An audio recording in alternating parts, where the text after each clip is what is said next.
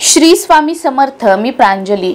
कोणतेही उपाय न करता, कोणत्याही सेवा न करता मी आज तुम्हाला अशी घरं सांगणार आहे किंवा अशी कुटुंब सांगणार आहे की त्या कुटुंबावर माता लक्ष्मीची भरभरून कृपा असते.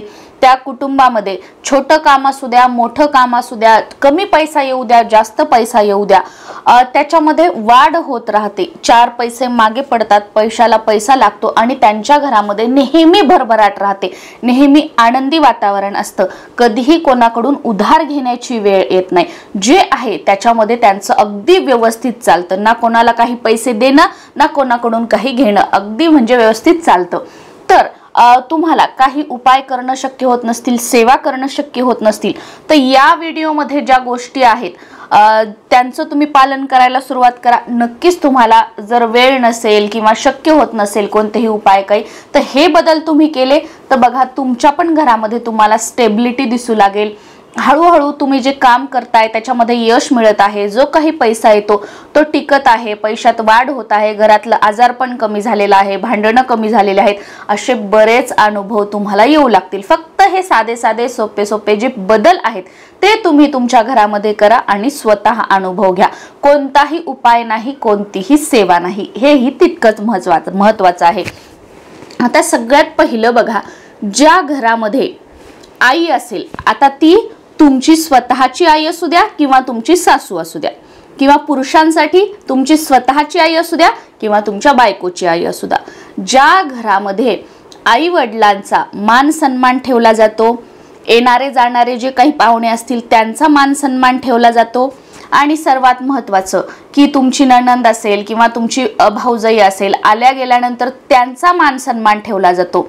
कधीही मुलींना रिकाम्या हाताने घरी पाठवायचं नाही, रडून भांडून घरी कधी पाठवायचं नाही. आई वडिलांना उपाशी ठेवून, आई वडिलांना म्हणजे की आमचं एवढं आम्ही म्हणजे मोठे आहोत किंवा आमच्यामध्ये तुम्ही शोभत नाही, किंवा त्यांना घराच्या बाहेर काढणं, या गोष्टी ज्या घरामध्ये केल्या जातात तिथे कधीच लक्ष्मीची कृपा होणार नाही.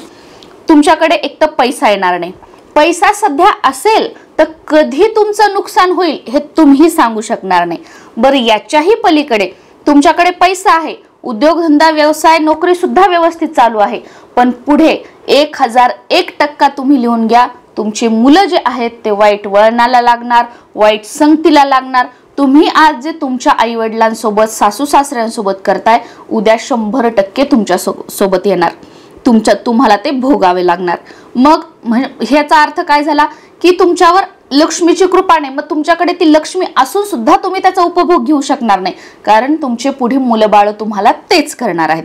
त्याच्यामुळे सगळ्यात पहिली साधी सोपी गोष्ट, आपल्या आई वडिलांचा आदर करायला शिका. सगळ्यात मोठं स्थान हे आपल्या आई वडिलांचं आहे. सगळ्यात अगोदर आई वडील, त्याच्यानंतर आले आपले पित्र आणि त्याच्यानंतर आले आपले गुरु. या तिघांना त्यांचं स्थान तिथे दिलं तर आयुष्यामध्ये तुम्हाला काहीच करण्याची गरज नाही. तुम्ही ही सेवा करा, तो उपाय करा, तो उपाय करा, काहीच करण्याची गरज नाही.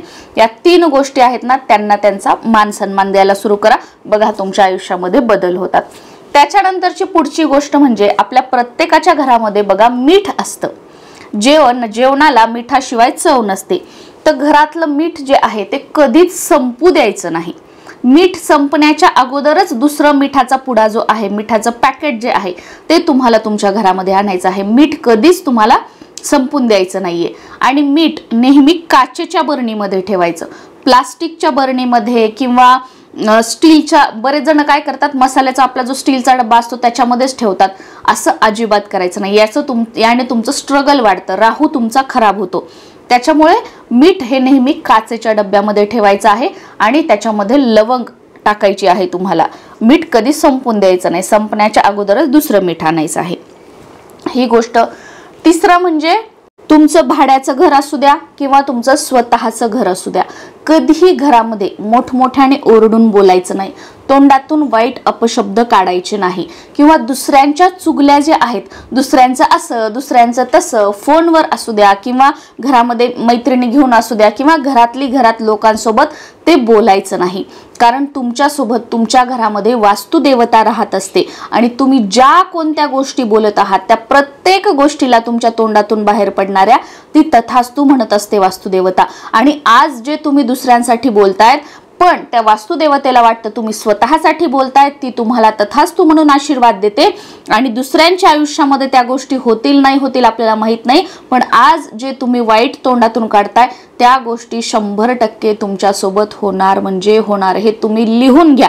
हातचे झाडे हातावर जे आपण म्हणतो ना ते हेच आहे. त्याच्यामुळे नेहमी विचार करून घरामध्ये हळू आवाजामध्ये बोला, आपल्याला ऐकू येईल अशा आवाजामध्ये बोला.